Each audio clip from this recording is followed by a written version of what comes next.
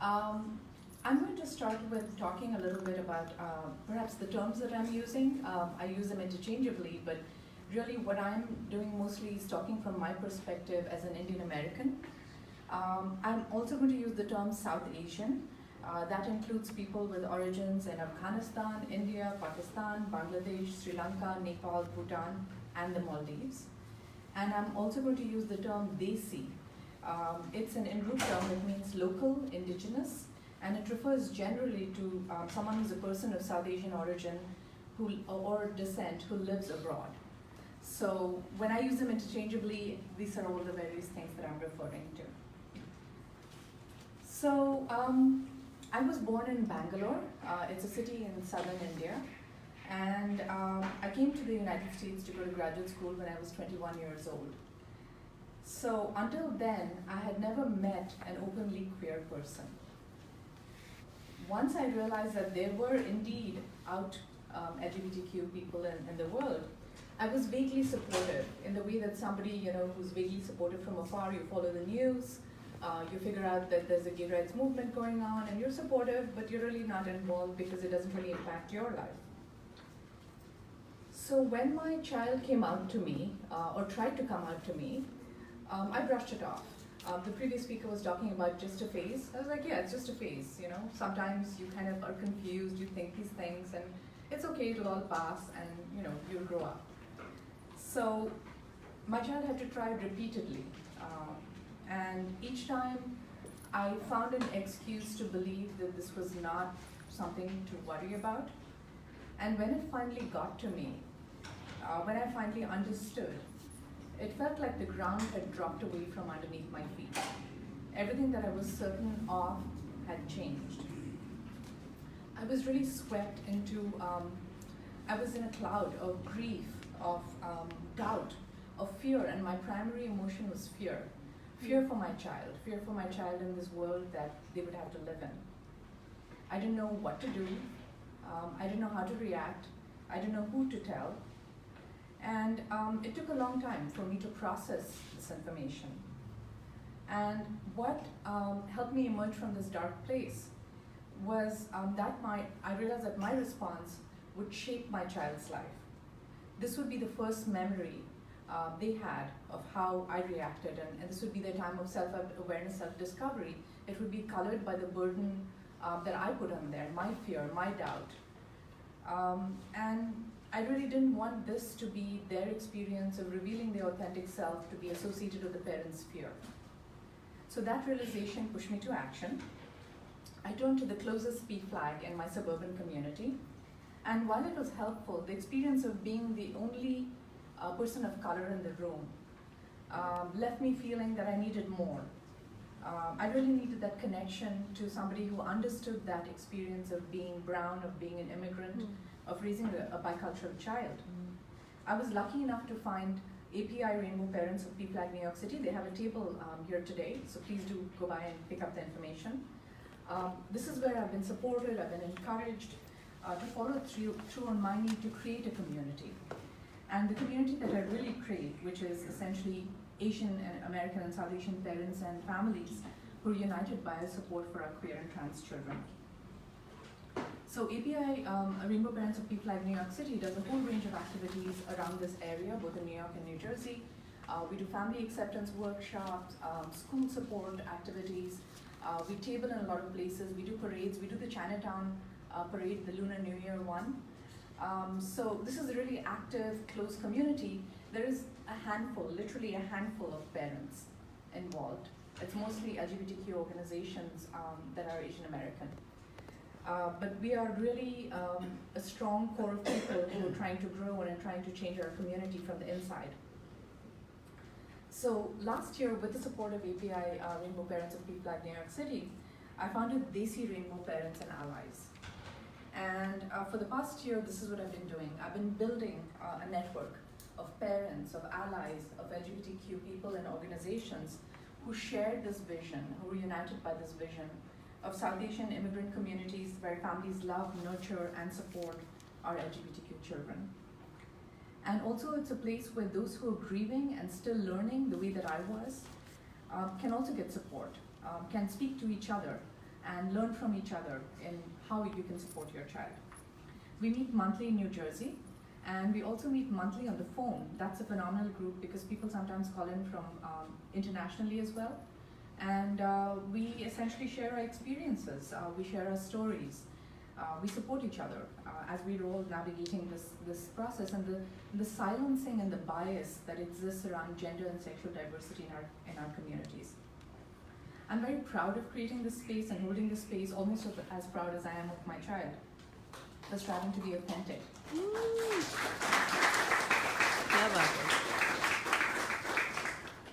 Thank you so much. The last few years have been a period of intense growth, both for myself and for my child and for the rest of my family. We have the photo on the upper left is of the New Jersey support group. Everybody with a rainbow garland on is a parent. We honor the parents in API rainbow communities by giving them this garland, and they wear it proudly whenever they represent parent communities. And I've also been lucky enough to work with NCAPIA, the National Queer Asian Pacific Islander Alliance. They do a lot of tremendous work, and I've done family acceptance workshops with them everywhere, including the national conference they just had in July in San Francisco. My child and I presented along with another family and their child, and that was the most meaningful experience I've ever had. We've been doing a lot of parades because the visibility is what we are craving. I find myself in these spaces many times the only parent. There's nobody else who's representing my generation, my demographic. And I think it's really important to have this visibility in the face of the silencing that goes on. I'm really lucky that I'm beginning to bring people in who are similarly willing to be visible. This is actually Jersey Pride in Asbury Park this year. And we had a small but mighty group of people, including parents who came out. So it's really exciting for me to see this and to feel my community grow. I didn't come to this advocacy unprepared to understand especially the mental health implications. I've been working for NAMI New Jersey, which is National Alliance on Mental Illness of New Jersey, for the past 18 years.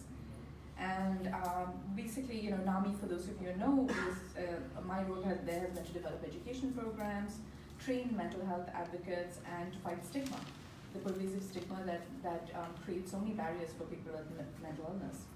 So my interest and major contribution to NAMI has been to develop programs for diverse communities. My interest was in immigrant communities in New Jersey, and I started the first South Asian immigrant mental health outreach and education program in the country in 2000. Samaj means understanding. And the idea behind Samaj is to create a community in the way that NAMI creates a community of people who have lived experience of mental illness, their family members, their extended families, their friends.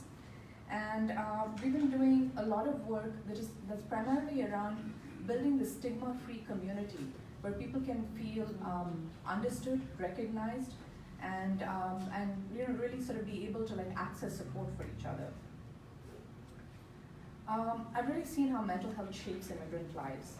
And in the context of the immigrant LGBTQ community and their families, I see the huge stress that's experienced by those who are struggling to reconcile all these intersecting identities that they're part of. Being brown, being queer or trans, being Asian or South Asian, being a first-generation immigrant or being foreign-born, and how all of this colored by the deep shame that accompanies mental health struggles. A speaker yesterday, Rahim, talked about shame in really meaningful terms, and I think this is the term that I will keep returning to. I just wanted to give you what I have observed in my work with mental health on the South Asian worldview. So first of all, we internalize this model minority myth that has been thrust upon us. Don't make waves, don't stick out, just work really hard and wait to be recognized. We believe that accomplishment defines us. Without accomplishment, we are nothing. And failure is inevitably going to come, and then when that failure occurs, we are ashamed. Mental health struggles are deeply shameful. And the expectation is that you can control them through your own efforts. It's an internal thing, it's not about external issues. And the thing that is most stigmatizing is actually seeking mental health services because you're acknowledging your failure, you're acknowledging your shame. So this shame applies not just to you, but to your entire family. And this is seen in the context of socialization, like, when the immigrant community socializes, it's extremely hard to be someone who's openly talking about mental health struggles or about being queer or trans. It's also included, one of the things that I've seen really actively work within the community is marriage for your siblings and for your extended families compromised by admitting to your own struggles. Mm. And being open is wrong. And when you do speak out, you are shunned, you're silenced, and many times you're ridiculed. It's a very effective way of shutting up people. So now I want to address what Antoine started talking about, which was this amazing event that happened just a couple of weeks ago. September 6th this year was the repeal of Section 377. This is a ray of sunlight in this very complex and difficult picture. It's transforming how LGBTQ rights in India are perceived and where one of the things that actually I really do want to point out and underline what Antoine said is this is not just a huge thing for India, it's a huge thing for South Asia. It's a huge thing for all the countries that are emerging from the colonial legacies of homophobia. So the Indian Supreme Court repealed portions of this law called Section 377. That's been part of the Indian Penal Code since the British colonial government criminalized homosexuality in 1861. So decriminalizing homosexuality is the very first step towards equal rights for LGBTQ people. It acknowledges their very existence.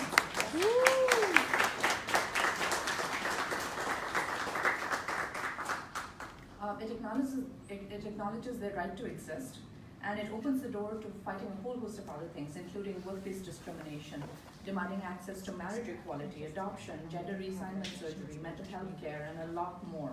These are all battles that are still to be fought, but this opens the door for us to fight them. So this ruling will give standing to queer and trans communities in India who are, until now, have been routinely subjected to violence, intimidation, blackmail, and many times by law enforcement. Many are forced into straight marriages by their families and because of their own fear of being pushed out of the closet. Many of them live in despair.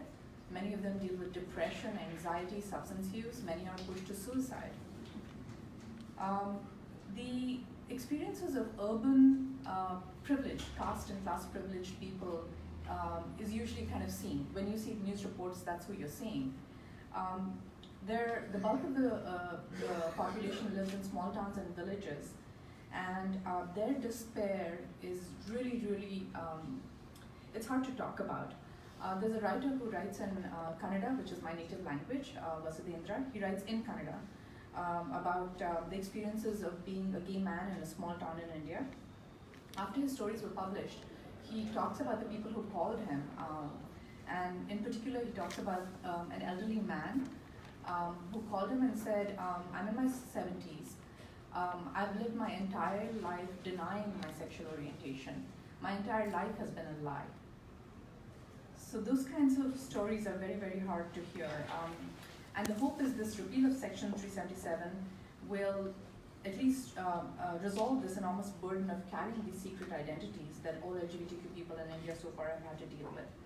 I would say, however, that legal rights are a first step. It doesn't necessarily translate into lived experience that well. And there's a lot of work to be done. There's a lot of activism that needs to be done. Yeah. Coming to, these are some of the things actually that I just wanted to underline the significance of this decision. These are actually statements made by the Supreme Court justices when they repealed this law. And these are extraordinary. If you're looking at the legacy of 157 years of institutionalized homophobia, these statements by the highest court in the country are truly extraordinary. They just give me goosebumps when I read them. And I really want to applaud the justices for this kind of moving the country forward.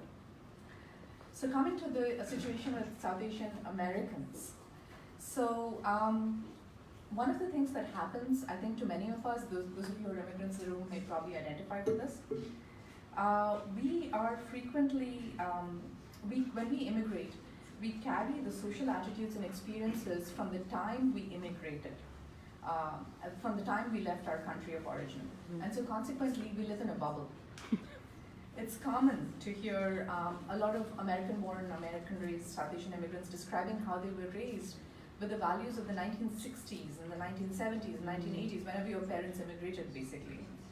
While their peers back in the native countries, India, Pakistan, Bangladesh, Nepal, Sri Lanka, have been actually raised with far more freedoms, freedoms in just simple things, how to dress, who to socialize with, dating, which is essentially has been forbidden for many South Asian Americans, choosing careers.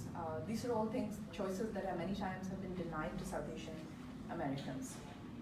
So while India is moving on with acceptance of LGBTQ rights, most Indian immigrants in North America are fiercely resistant to accepting their own children coming out. I've heard from far too many queer and trans South Asians about being rejected by family, about being asked to leave the house. Many times college students are cut off financially, and they really sort of struggle with, first of all, the ramifications of just this rejection, and also being the cause of so much shame for their family. So much like having a mental illness, being LGBTQ in the South Asian American community exposes you and your family to ridicule, shunning, silence and rejection. NCAPIA will be actually releasing the results of a study next week in New York City. This is a study by the Asian American Legal Defense and Education Fund, and it actually is from 2016, polling Asian American voters, and it shows how little support there is for LGBTQ rights in the Asian American community.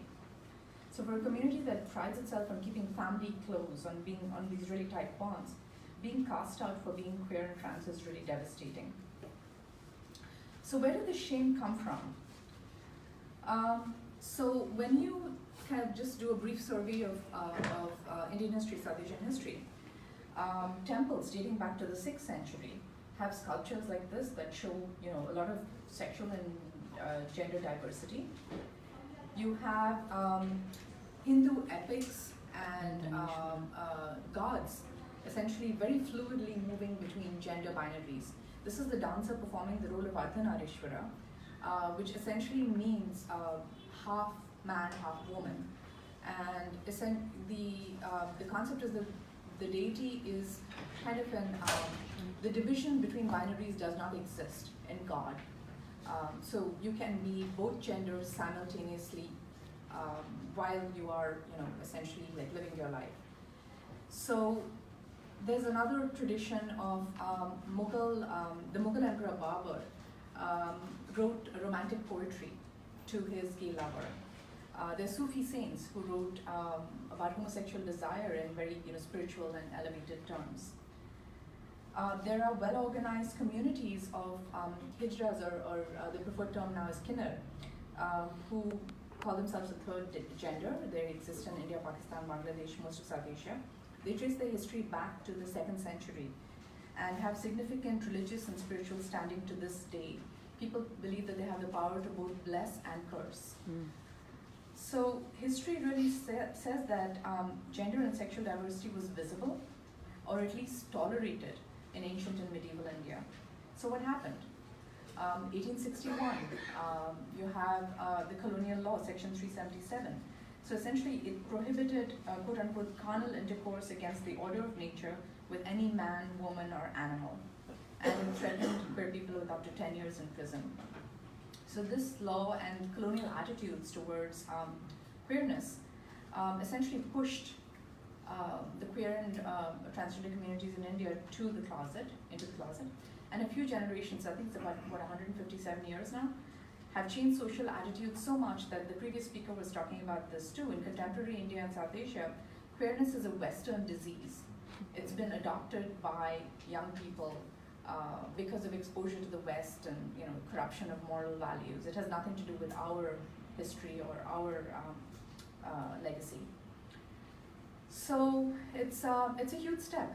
Repealing Section 377, bringing the queer and trans community into the light is a huge step. But there's a lot to be done. This is just the very first thing that has been done, and there's a lot of work to be left. So I spent some time after I was asked to speak here thinking about my own responsibility as a parent. I think of my responsibility as a mother is to protect and defend and teach and nourish my child so they can find their way in the world. And as my child becomes an adult, they're 21 right now, by the way, I am trying my level best to continue to fulfill this role as long as they need me to. The hope is, of course, that adulthood means that you kind of sit on the sidelines and watch, right?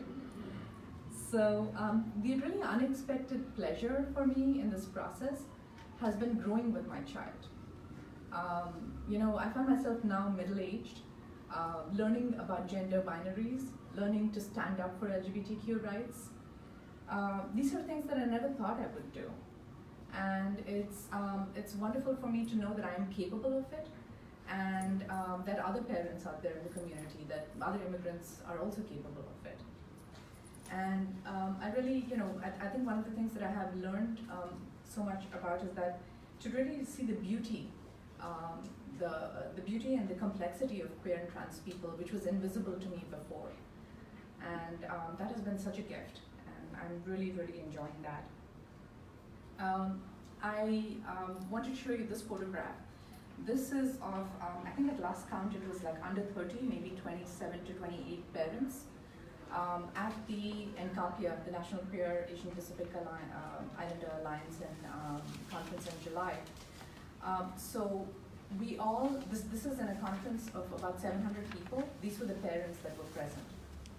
And all of us went up on stage, and we first of all apologized for what our community, what we as parents have actually have done to the LGBTQ community. We apologized for ourselves, for our ancestors, and we asked to work together with the community to create the world that we all want to see our children live in. So thank you for inviting me.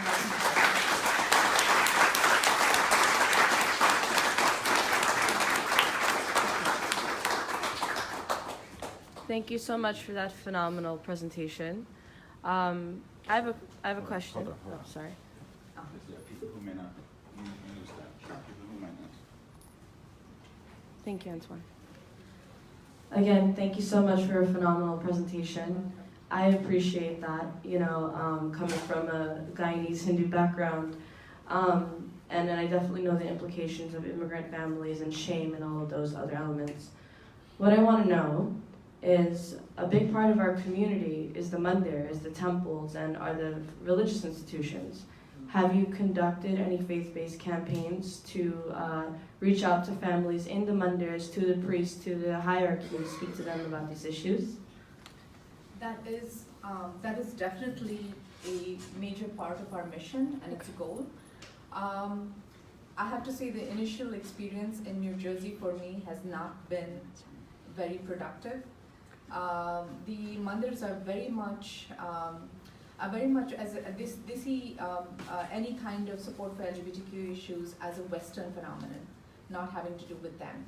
That said, I'm actually really encouraged by this temple called Shiva Vishnu Temple in Maryland, and they have been doing some phenomenal work in bringing this concept of Hinduism and LGBTQ rights together. Okay. And in having presentations, and I'm actually working with them to see if I can use their template and make these connections within the community, within the religious communities.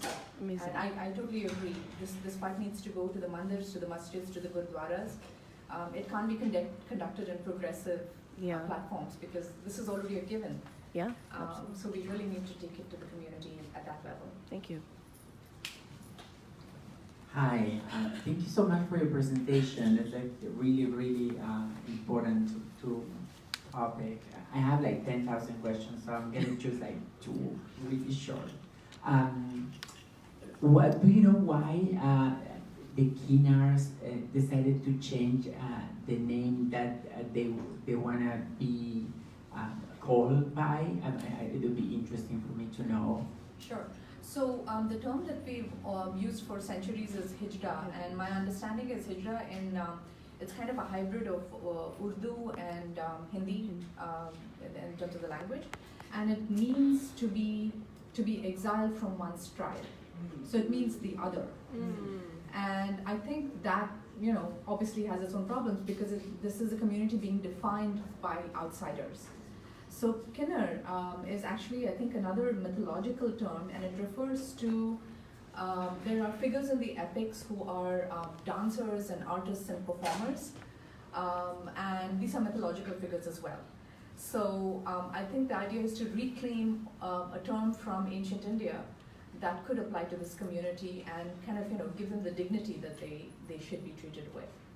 So, though I would have to say the bulk of people in India are still using hijra, and hopefully this term that the community is attempting to define itself with will become easier to use. That's wonderful. Thank you so much for educating us on that. And the second question is like, and it's not to minimize the work that you guys do, but in all the pictures I see like a heavy woman supported side. Like in this picture, I mean, this is a great thing. This is beautiful. But I wonder, where are the fathers? Like, you know, how is that going? How are you as women engaging your partners that may or may not be identified as male into this healing process? Absolutely, and you and everybody else asked this question.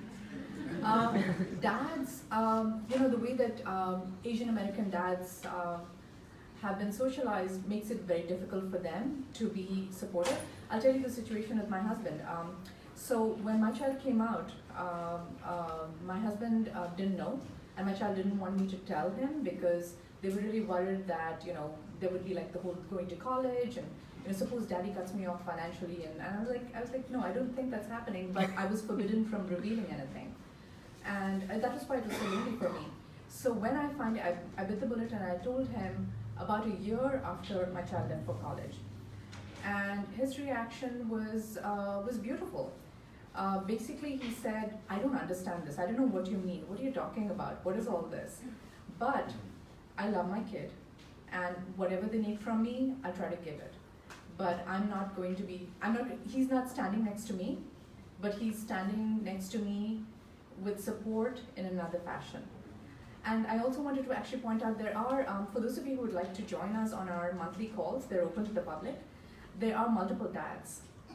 And these dads sometimes will be very heavy-handed. They come out as like, they want to use all this scientific terminology and talk about research and things like that, but they're there. And so it's a slow process. I mean, mothers do this work. That's how it's been, that's how it is in social work, you know, that's how it is in this context. But we hope to engage fathers into this work. Okay. Thank you so much.